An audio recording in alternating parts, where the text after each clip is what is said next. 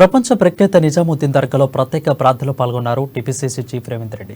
ఈ సందర్భంగా ప్రత్యేక ప్రార్థన అనంతరం చాదర్ను సమర్పించారు. ఈ కార్యక్రమంలో రేవంత్ తో పాటు మాజీ క్రికెటర్ అజరుద్దీన్ పాల్గొన్నారు.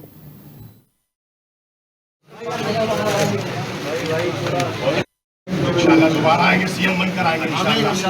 सरकार में से ग्रीन लाइट हो गई, ग्रीन सिग्नल आइए।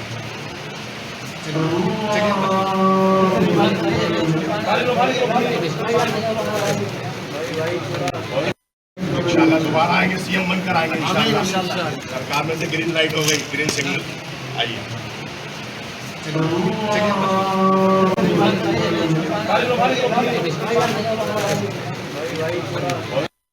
इंशाल्लाह दोबारा आएंगे, सीएम बनकर आएंगे इंशाल्लाह। सरकार में से ग्रीन लाइट हो गई, ग्रीन सिग्नल आइए।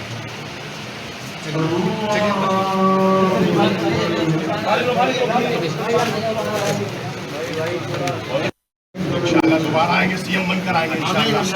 सरकार में से ग्रीन लाइट हो गई, ग्रीन सिग्नल आइए।